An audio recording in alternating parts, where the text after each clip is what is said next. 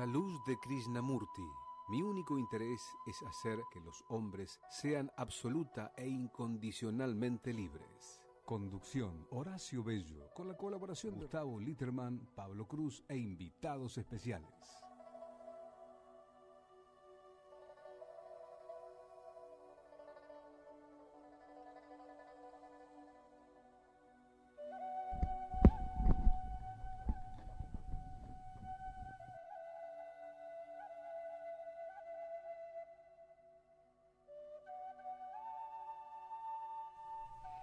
Buenas noches amigos, amigas, un nuevo programa de A la Luz de Krishnamurti en nuestro ciclo 2023.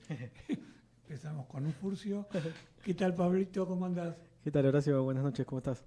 Todo muy bien. Bueno, hoy vamos a enfocar el programa centrándolo en un tema que lo hemos tocado otras veces, como la mayoría, porque luego de tantos años es imposible que algún tema no haya tenido algún desarrollo, que es la cuestión del placer y el deseo. Y hemos adrede unido ambos temas porque creemos que están justamente muy vinculados uno con otro. Y el placer y el deseo es algo que es peculiar del ser humano. Y quizás en el desarrollo que vayamos haciendo a lo largo del programa podamos ir descubriendo por qué es particular del ser humano y desentrañar a partir de esa peculiaridad justamente todo lo que nos afecta para tener una vida plena.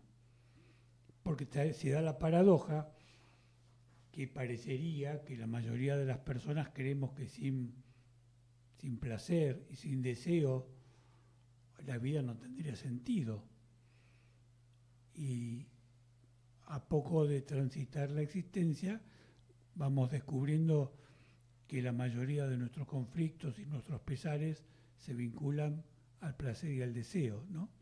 Es una particular paradoja. Por eso, como la mayoría de los temas que Krishnamurti fue desarrollando a lo largo de su vida, enfocarlos desde la perspectiva que él nos plantea es muy enriquecedor, nos permite abrir la cabeza a un montón de cosas que podrían parecer obvias, pero que no lo son tanto, y a la vez asociarlo en particular al ego. Me parece que así como el placer y el deseo están unidos por las particularidades psicológicas del ser humano, el ego es el gran protagonista en esto. Y es lo que define esa particularidad justamente. Le voy a dar la palabra a Pablo para que haga una pequeña introducción, porque nos hemos impuesto previamente a seguir el desarrollo, escuchar la segunda parte del texto que nos grabó muy gentilmente Regina Bisuner sobre el Zen, para luego sí desarrollar con cierta continuidad esta cuestión. Así que le voy a dar a Pablo la palabra para que hagamos o haga él una pequeña introducción y luego vamos a escuchar el texto que en su segunda parte hemos grabado. Así que te doy la palabra. Bueno, estaba pensando cómo abordarlo mientras hablabas. Diría que lo primero que ocurre es una gran confusión, ¿no? Producto del placer y el deseo. Porque si bien no son lo mismo y el placer responde a una pauta física nuestra, sí es cierto que una vez que ese placer es experimentado, ocurren cosas a nivel psicológico que hacen que uno busque repetir ese placer. ¿A qué voy con esto? Uno inexorablemente va a sentir placer, por ejemplo, cuando come algo que le gusta, o cuando recibe un masaje, o cuando tiene sexo. Es decir, va a ocurrir, el placer va a ocurrir, y no es un conflicto en sí mismo que eso ocurra. Hay un goce que se va a dar como respuesta a un conjunto de estímulos y por nuestras características cómo esos estímulos van a terminar impactando en nuestro sistema. Lo que ocurre es que una vez que ese placer fue experimentado y es registrado por nuestro pensamiento, tiene una connotación, eso no se registra de manera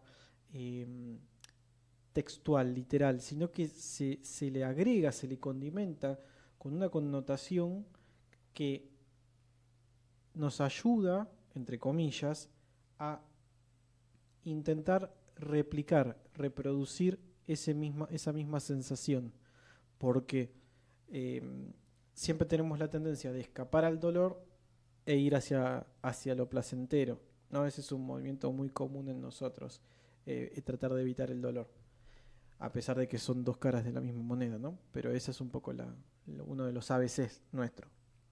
Entonces,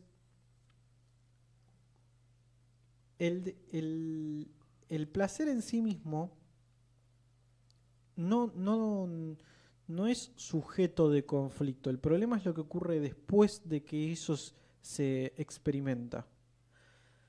Una vez que ese registro empieza a ser procesado por nuestra mente, es ahí donde empieza todo el movimiento reduccionista, en donde se establece como una especie de... Se intenta como identificar una especie de receta para volver a reproducir y generar esa situación.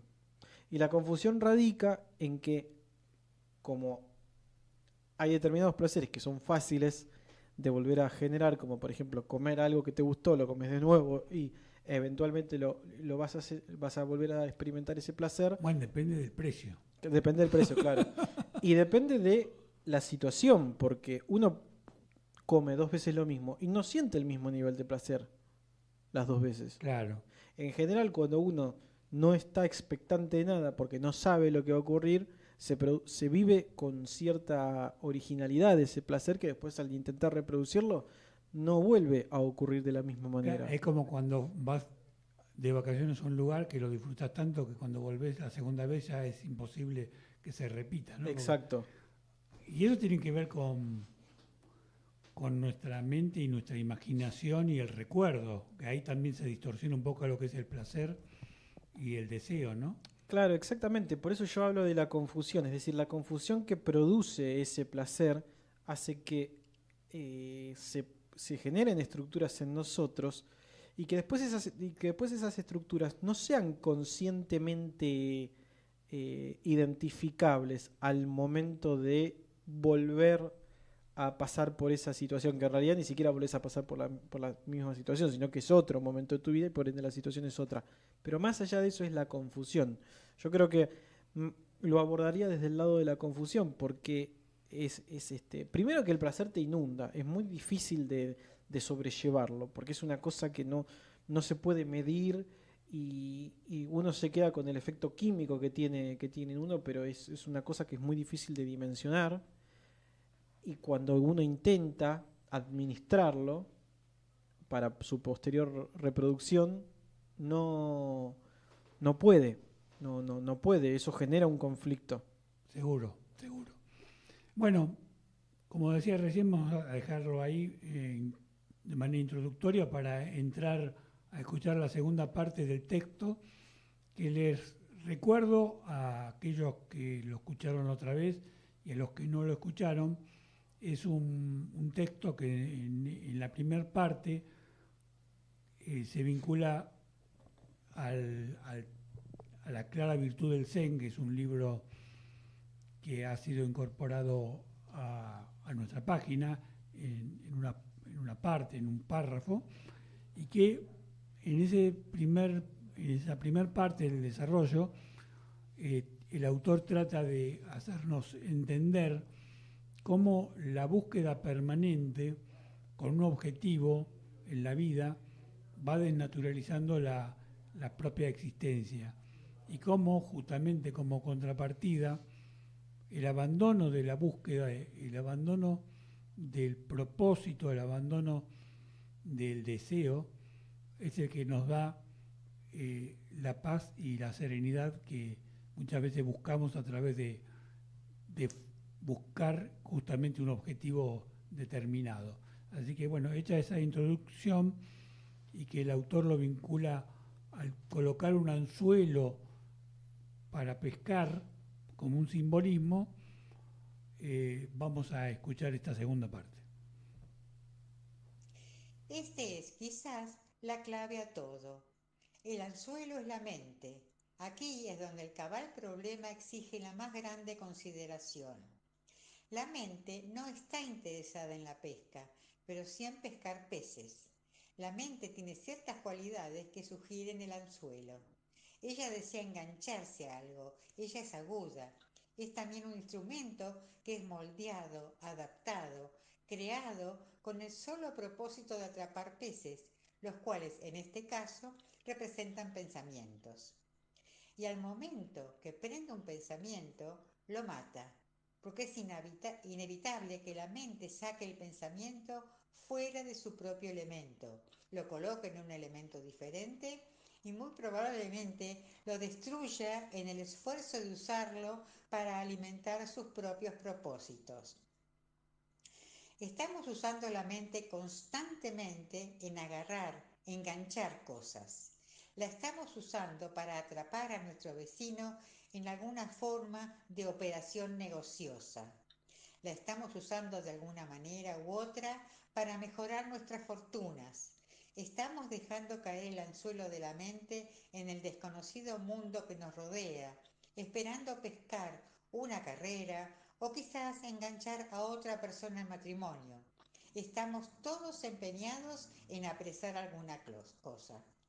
La pesca es muy agradable como tranquilo y pacífico pasatiempo, pero al momento que nosotros comenzamos a pescar peces, comenzamos a desarrollar ambiciones. No importa cuán grande sea el pez, queremos aún uno más grande. Así la mente se convierte, en un sentido, en la prendedora de peces. Es también la pescadora de ideas, sondeando dentro de las partes subconscientes de nosotros mismos. La mente comienza a traer a la superficie una gran parte del contenido subjetivo que ahí está. Ahora, podría parecer muy infructuoso ir de pesca sin un deseo de prender algo, pero al filósofo Zen, la línea que he soltado dentro de las profundidades, con quizás algo para intrigar al pez, pero no dañarlo, significa el verdadero propósito de nuestra mente, si ella tiene un válido propósito. Es el deber de la mente alimentar al pez, no engancharlo. Es el deber de la mente explorar este mundo subterráneo sin dañarlo, crear nada maligno, sin destruir el derecho de cualquier otro ser a vivir. En las profundidades de nuestro misterioso océano hay seres que nunca vienen a la superficie. El Zen y los monjes taoístas piensan en esta subconsciencia como esencialmente benevolente. Para los antiguos, el océano era la madre de todo viviente. La vida surgió del mar y casi todas las grandes madres de los salvadores han tenido nombres que sugieren agua. De igual manera, María, de mar. Y este océano de nuestra propia subconsciencia es, en una medida, el origen de nosotros mismos. ¿Cuál es el contenido del subconsciente en cuanto al hombre se relaciona? ¿En qué forma dependemos de él? Nosotros dependemos de él en el sentido que el subconsciente es un grado de existencia más alto que el estado consciente. Por eso, él debe sostener y sustentar el estado o personalidad consciente exactamente como el océano sostiene el barco que flota sobre la superficie. Este misterioso subjetivo es infinitamente más poderoso que las cosas objetivas. Aún así, con todo su poder, es extrañamente simple y benevolente en cuanto al hombre se refiere. Nunca descarga sobre el hombre algún torrente de infortunio, miseria o tensión simplemente por virtud de su propia naturaleza o existencia. El hombre descarga esas cosas solo por su propia interpretación del subconsciente. El Zen, intentando examinar este problema, se encuentra en una serie de dificultades. Ante todo, usted no puede aproximarse al campo entero del pensamiento. El método de interrogación Zen de preguntas y respuestas no es un procedimiento racional. Es una serie de procesos de shock. Induce al tonto a que repentinamente comprenda su propia tontería. La persona tonta, preguntando la tonta pregunta, consigue la tonta respuesta. Esto crea un ciclo en sí mismo y de repente la tonta persona se da cuenta de ello y puede comprender. La clara virtud del Zen, Pescando sin anzuelo, páginas 58 al 68, editorial Thier.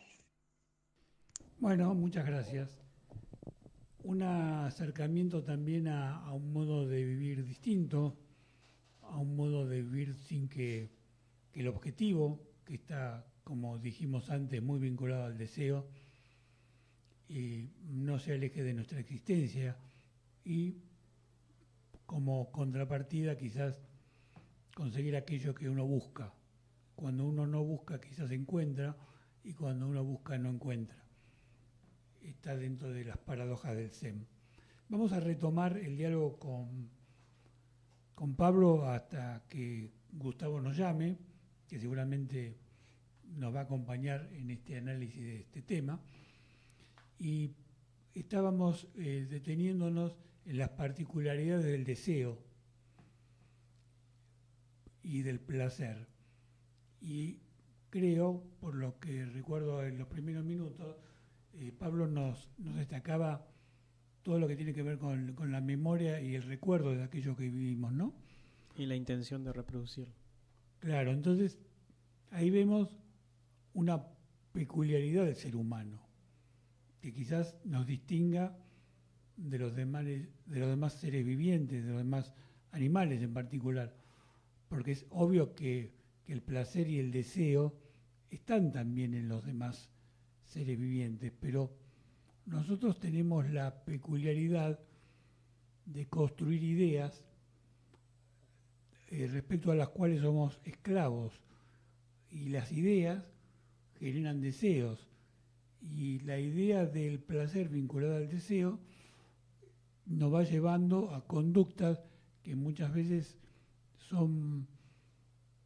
están desprendidas de la realidad, y el conflicto es de algún modo el resultado de esa falta de relación entre la realidad y nuestra mente, nuestra imaginación, nuestro mundo construido a partir de los recuerdos, ¿no?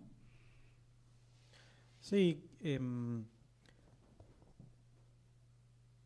a mí lo que me parece es que se da como una incoherencia entre lo que se construye y lo que se espera y lo que ocurre, ¿no? Como decía antes, el placer en sí mismo es una cosa natural, no es conflictivo. El tema es cuando lo queremos administrar, cuando buscamos reproducir esos efectos independientemente de lo que la receta conlleve. Creo que ahí es donde está el eje de la cuestión, ¿no?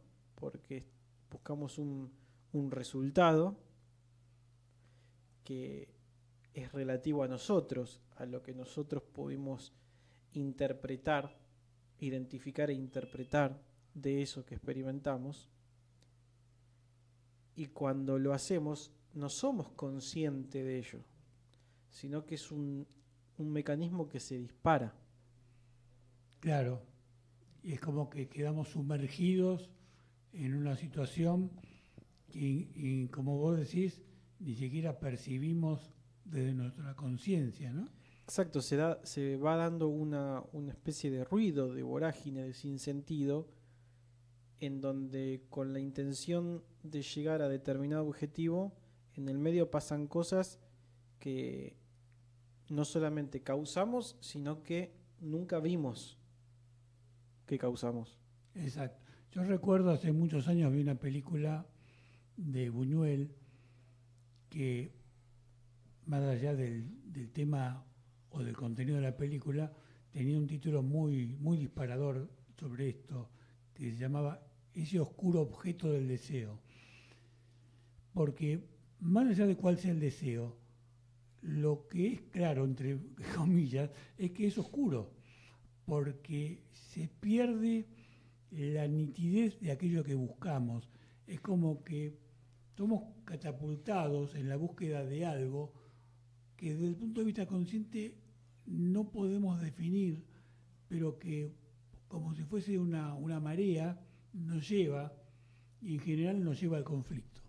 Que eso es lo dramático, porque no tendría nada de malo si eso nos llevara a la plenitud, a la paz, a un estado de felicidad. Es que es lo opuesto a la plenitud, porque el hecho de que uno busque reproducir el placer y se fije un objetivo, en sí mismo está reduciendo, está generando una reducción de todo lo que conlleva y de todo lo que va a ocurrir hasta ese objetivo. Es decir, yo tengo la vista en el objetivo y todo lo que pase hasta ese momento va a estar por fuera de mi reflexión. Claro, claro. Se me va a escapar. Sí, sí, y además voy a comparar, porque voy a comparar mi recuerdo con el presente, y en esa comparación pierdo la intensidad del presente, y en esa comparación también llego a conclusiones falsas, porque las comparaciones son absolutamente absurdas, no tienen sentido práctico ni esencial. Entonces, en esa vorágine es que se genera el conflicto. Y además voy a sufrir, porque se va a producir un dolor en la imagen que creé del placer resultante original. Claro, y muchas veces la decepción está vinculado al conflicto comparativo y no al hecho en sí mismo. Es decir, yo me decepciono, vivo el conflicto porque comparo, pero comparo cosas absurdas porque el pasado no existe, está solamente en mi cabeza. Lo único que yo debería mirar es ese presente que al compararlo se pierde, se diluye, ¿no?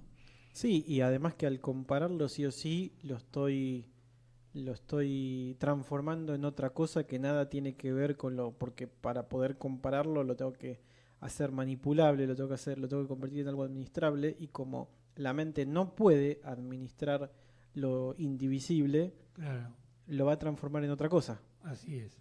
Bueno, creo que está Gustavo en la línea. ¿Qué tal, Gustavo? ¿Cómo andás? Hola, ¿cómo andan? Muy bien. ¿Qué ¿Vos? tal? ¿Qué tal, Gus? ¿Cómo va eso?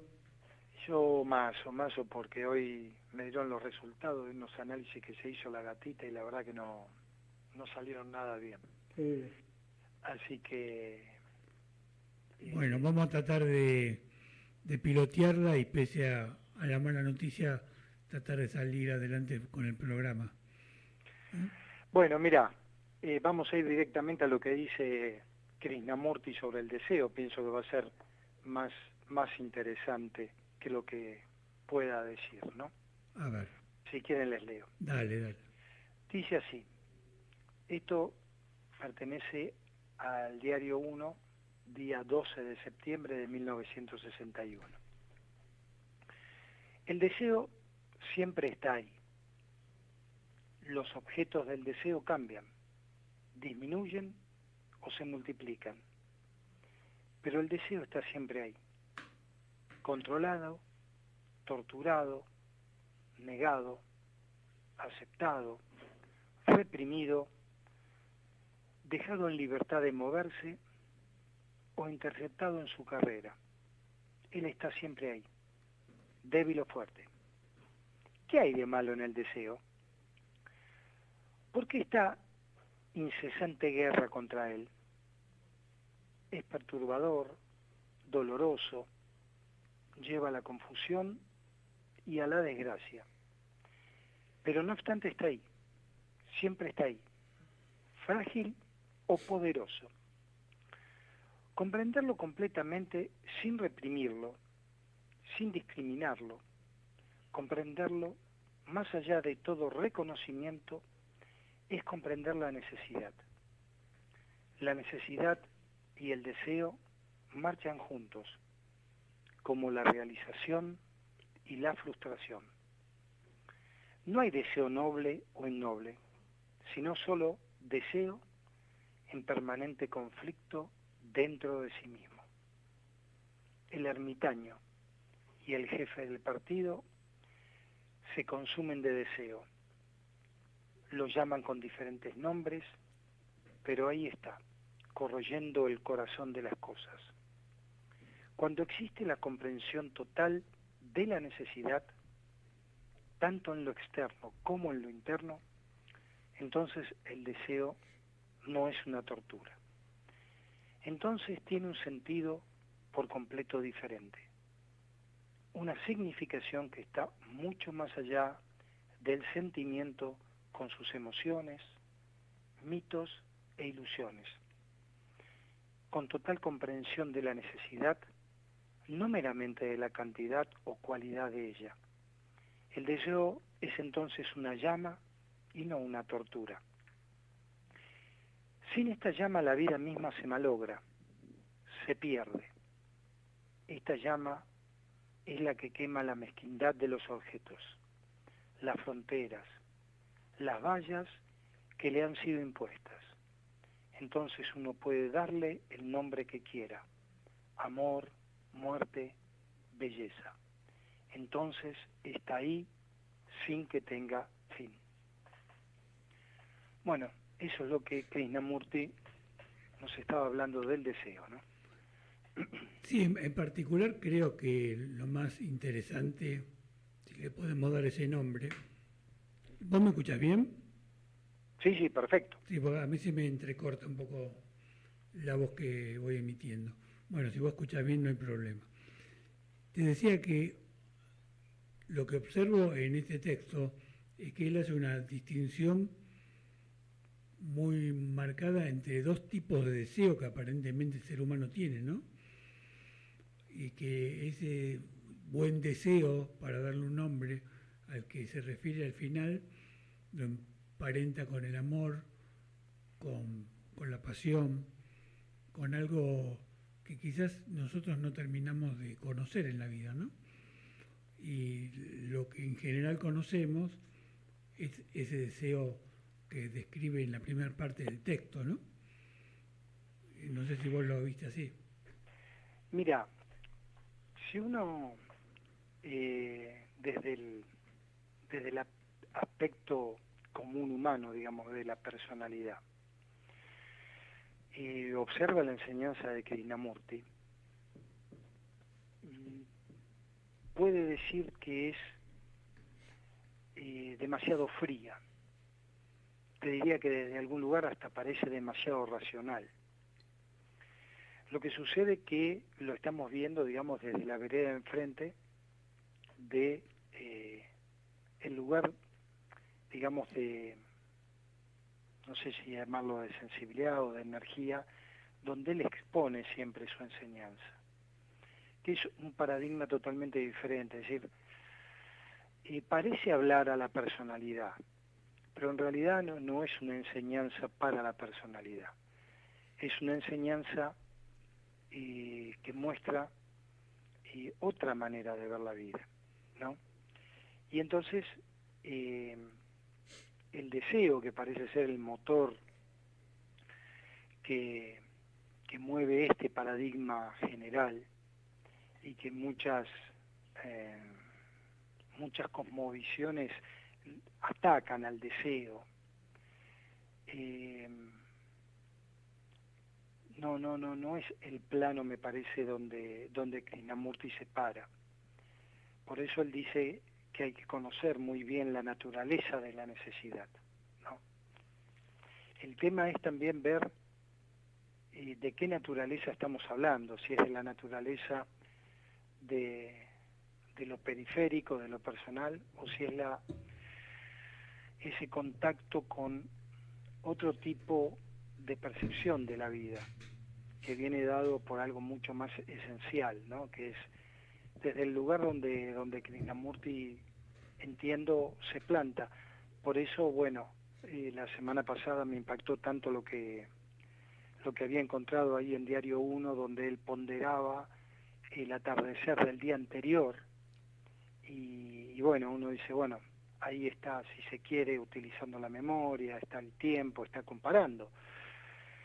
Pero bueno, yo creo que la esencia de lo que Krishnamurti nos muestra es eso, ¿no? Por eso Diario 1, como comentarios sobre el vivir, siempre se inician con párrafos sobre la percepción de la naturaleza, ¿no?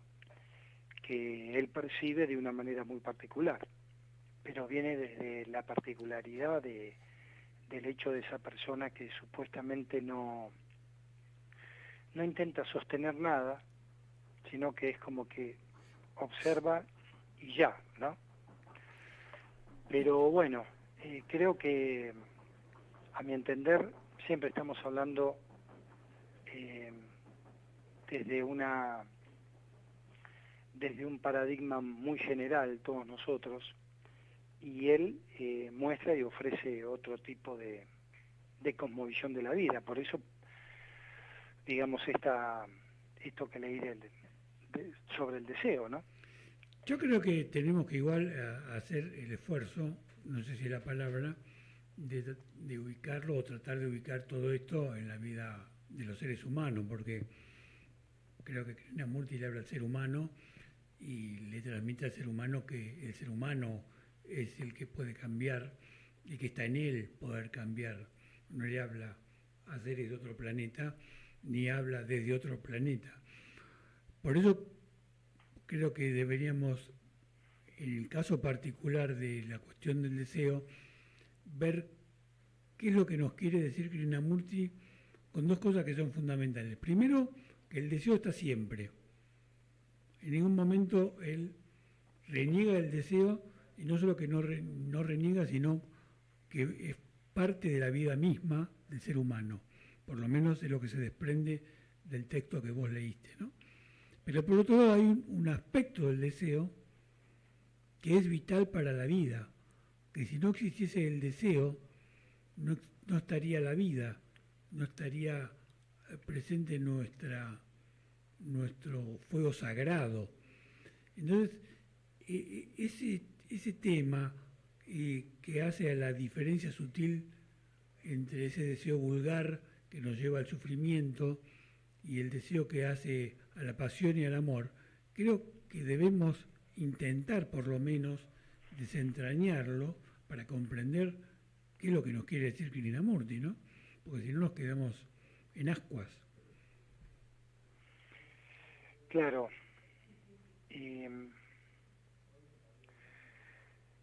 Hay un tema que es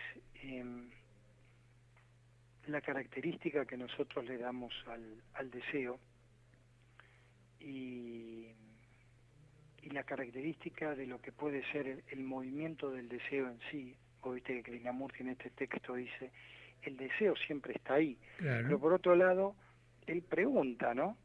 Dice, ¿qué hay de malo en el deseo? ¿Por qué esta incesante guerra contra él? Vos fíjate que en muchas cosmovisiones todo esto está muy, muy atacado, ¿no? Claro, es decir, hay culturas que directamente, como no pueden manejarlo, ¿no? Quizás no puedan terminar de comprender la naturaleza del deseo, optan por reprimirlo. Sí, eliminarlo. Sí. Es como que hay un habitante que no nos gusta y que no sabemos por qué está, entonces lo elimino y muerto el perro se acabó la rabia, ¿no? Es una engaña pichanga, porque el deseo está más allá de la decisión humana. Es una particularidad justamente de nuestra condición, algo que no podemos evitar. Sí, es el gran motor del movimiento. El tema es que, como creo que hoy estuve bastante disperso, ¿no?, con este tema que comenté, claro. Pero creo como ustedes hablaban con el tema del deseo y del placer, ¿no?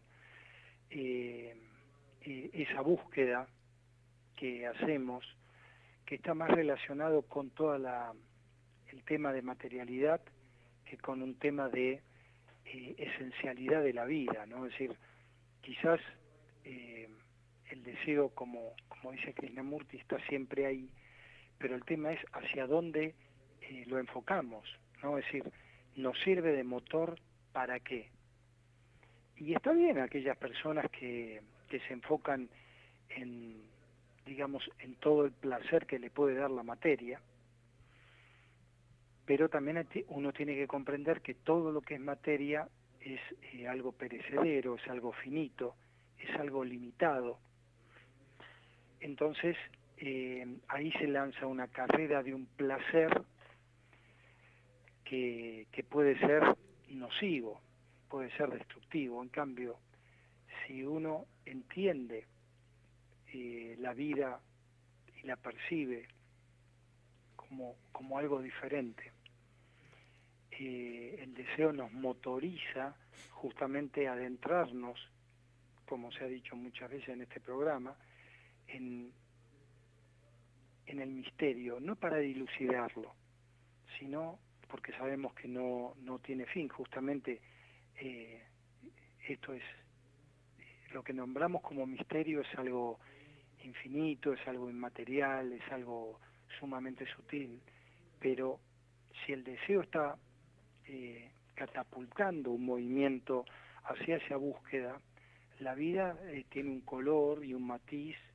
y un perfume diferente, que como siempre digo, no es ni mejor ni peor, simplemente es diferente. Mirá, pero en ese... Sí. Termina la idea. Así. No, digo que en esa diferencia los caminos se van abriendo, ¿no? Y bueno, y son dos vías de transitar la temporalidad diferentes. Sí, justamente hablando de temporalidad, me la dejaste picando, porque la temporalidad que está vinculada a nuestra vida tiene que ver también con lo secuencial. Y me parece que el deseo está muy unido a lo secuencial, porque cuando Krishnamurti habla de que el deseo está ahí y que de algún modo es inherente al ser humano, lo que nos está diciendo, creo, es que la naturaleza secuencial de nuestra existencia nos invita siempre a ir hacia, y que por más que intentemos de que ese ir hacia sea lo más sano, lo más integral, lo menos alienado posible, no podemos desprendernos del ir hacia, porque está en nuestra condición, y creo que eso lo tenemos que aceptar. Entonces, si partimos de que está en nuestra condición y que debemos aceptarlo, y que el deseo de algún modo es el motor para movernos, como vos decías, hay que tratar de que ese motor sea un motor que no nos intoxique, que no nos lleve al sufrimiento. Y ahí está la gran pregunta, ¿cómo hacer que ese deseo no nos lleve al sufrimiento y a la decepción, ¿no? Me parece que por ahí deberíamos caminar. Claro. Bueno, ahí puede estar la diferencia de lo que hablábamos en las dos vías. Cuando el deseo está enfocado en lo material, probablemente lleve a una decepción, ¿no? Porque quiero llegar a la Ferrari y apenas puedo comprar el Fiat 600.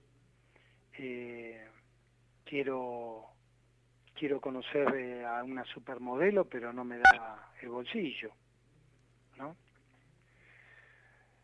Entonces, por ahí viene la cosa. Ahora, cuando de repente esa búsqueda secuencial está enfocada en cada día, no sé, percibir mejor y observar mejor una flor, sentir su perfume, su forma, la suavidad de sus pétalos,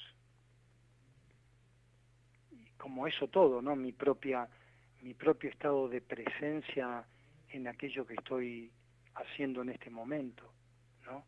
porque a medida que uno está hablando en este momento en la radio, también puede sentir la presencia absoluta de lo que está haciendo, lo cual nos saca de la mecanicidad. Entonces todo eso, todo ese deseo de magnitud, ¿no? Hace que también, por así decir, el tiempo se transforme. Y ese estado de presencia hace que cada instante tenga una valoración diferente, ¿no? Que buscar nada más que correr detrás de logros, de éxitos, de conquistas, ¿no? Sino justamente lo que se busca es un estado de presencia, y en ese estado de presencia se libera la conflictividad que puede generar nuestros bloqueos, nuestros estados, ¿no? De ánimo, pero no los estados de ánimos que salen del corazón, sino esos estados de ánimos que son máscaras, ¿no? Es decir, yo no puedo ocultar en este momento la desazón de lo que estoy atravesando, porque uno dice, bueno, la gatita siempre tomó agua filtrada, siempre comió el mejor alimento que dijo la veterinaria que comiese, y aparece esto. Entonces, bueno, se genera esa sensación, y por un lado el estado de presencia dice, bueno, estás sintiendo, no te resbala, te pesa, lo sentís. Bueno, justamente este caso que vos contás está marcando que nosotros no nos podemos desprender del deseo porque somos seres sintientes. Al ser sintiente, está vinculado al deseo. ¿Por qué? Porque si vos estás sufriendo una situación como la que describís, vas a tener el deseo de superarlo, vas a tener el deseo de que eso cese, de que las cosas sean distintas mañana. Y eso no lo puedes evitar, porque el deseo tiene muchas facetas. Está el deseo de lograr algo, pero también está el deseo de que algo cese, de que algo no sea como es hoy. ¿Entendés? Entonces es muy complejo la cuestión del deseo. Y creo que por ahí Krishnamurti está recorriendo la integralidad del concepto y todo lo abarcativo que es el deseo, ¿no? Bueno, pero fíjate qué interesante con lo que dijiste. Si yo pensase en este momento que encontrarle una solución a esta situación, sí, entraría en la vorágine del tiempo. En cambio, yo en este momento me estoy quedando en la sensación de pesar que estoy sintiendo, sin el hecho de decir, quiero encontrarle ni una respuesta a lo que está sucediendo, y sé que, por ejemplo, una mejoría no está dependiendo de mí, sino que lo único que en este momento me ancla es la sensación de pesar. ¿Me entendés? Entonces, vos fíjate que es diferente. Eso es momentáneo, Gustavo, porque mañana vos vas a tratar de hacer todo lo que esté en tus manos para cambiar la situación. Por más que vos... Es decir, hay estados, como cuando alguien se muere, uno hace el duelo, y luego que hace el duelo, reconstruye su vida y trata de salir adelante, porque está en nuestra condición humana. Vos mañana vas a salir y, más allá de que en teoría sabés que la mayoría de las cosas no dependen de vos, te vas a decir, bueno, pero en lo pequeño que dependa de mí, yo lo voy a hacer de la mejor manera. Y ahí vas a salir a hacer aquello que crees que es lo mejor. Es inevitable. No, coincido. El tema, ¿sabes qué? Creo que en cada instante, más allá del movimiento que vos intentás solucionar una determinada problemática, sí, está la importancia de la sensación de estar en la problemática. Claro, ¿me entendés? Es decir, fundamental. no hay un sentido de, bueno, estoy haciendo lo mejor, pero me evadí de la problemática. Como hice lo mejor, claro. ¿viste? Me lavé las manos. Es decir, yo hice lo mejor. Le di la mejor agua que pude, le di la mejor alimento, y si ahora mañana voy a comprar otro alimento, listo. No, sigue estando, es decir, ese es un movimiento, digamos, en la materialidad.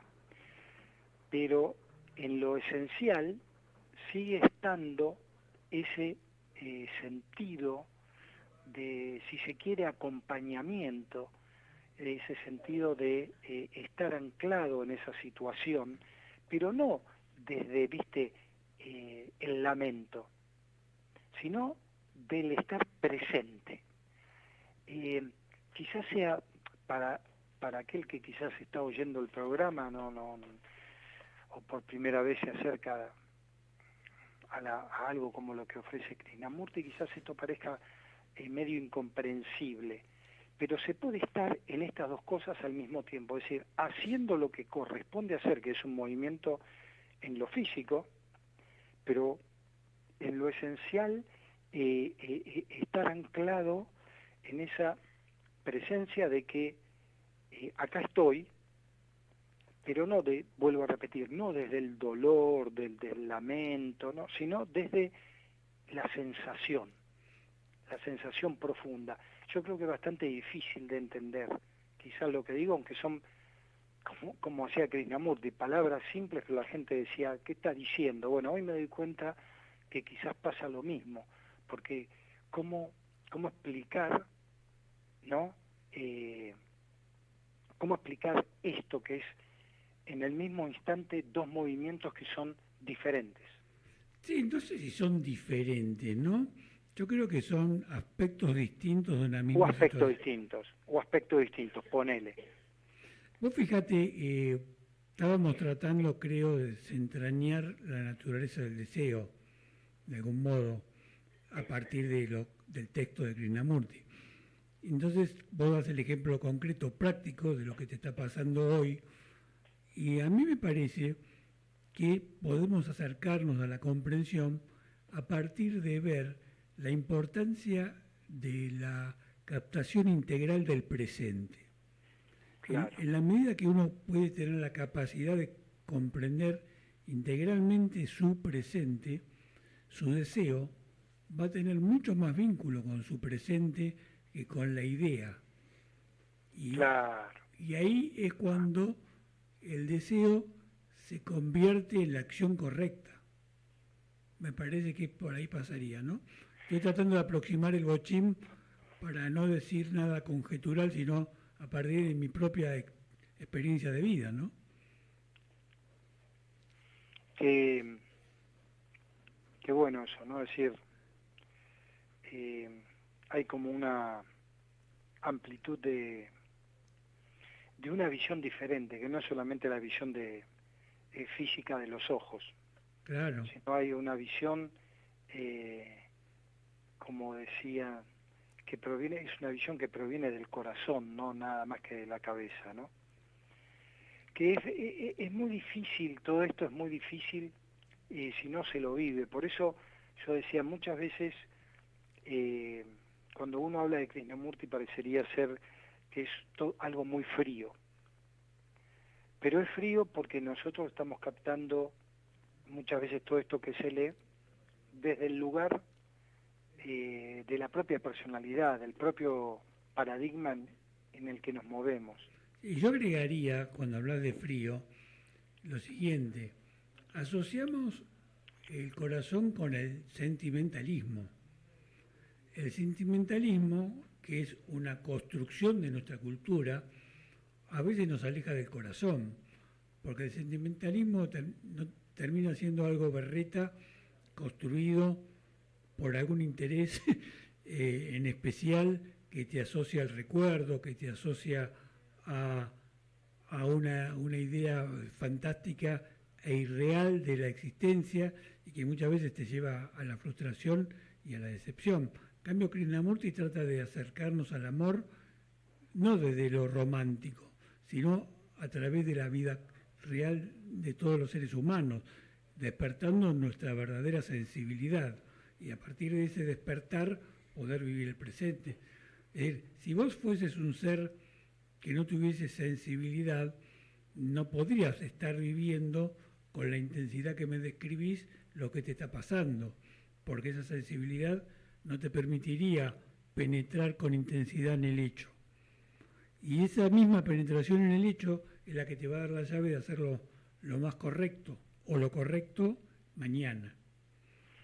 Claro, este sentimentalismo que vos decías muchas veces es toda una sustentación de una máscara o de varias máscaras propias, ¿no? Sí. Donde de repente, no sé, te dicen que un familiar lejano falleció, pero te lo está diciendo, qué sé yo, el hijo, y uno pone cara, uno se pone serio, esto y lo otro, y uno resulta que ni al familiar ese lejano, ni al hijo del familiar lo había visto en los últimos 7 años. Pero este sentimentalismo que vos decís, muchas veces, en lugar de entrar en la profundidad del dolor que puede estar sintiendo ese hijo, lo que hace es preservar la propia máscara y uno pone una cara circunspecta y segura, ¿no? E ingresa en el tema de qué le pasó, cómo fue, cuando uno no fue capaz de llamar por teléfono, como dije antes, en 7 años. Entonces, ese sentimentalismo es lo que muchas veces se va haciendo carne en nosotros. Y se pierde la sensibilidad, es como una Claro, paradoja. Sí, claro. Vos fíjate que cuando vos estás pasando un mal momento, en el que el sufrimiento está presente, por ahí, a través del ¿qué escape buscas? Pones una película en la televisión romántica y te pones a llorar mirando una película. Y Claro. Y es un claro, escape. Claro. Y ese No, escape... y un disparador de lo que no nos atrevemos Claro, a expresar, claro. ¿viste? Entonces, si de última me dicen, pero ¿por qué estás llorando por esta película Claro. que dos amantes se despiden? Y es porque de repente no me atreví a llorar el haber perdido mi pareja. Claro. Pero eso no lo puedo expresar. Mis corazas no permiten ni que llore, ni que lo diga, porque tengo mi propia autoimagen de ser fuerte, de poder con todo, de que nada me afecta.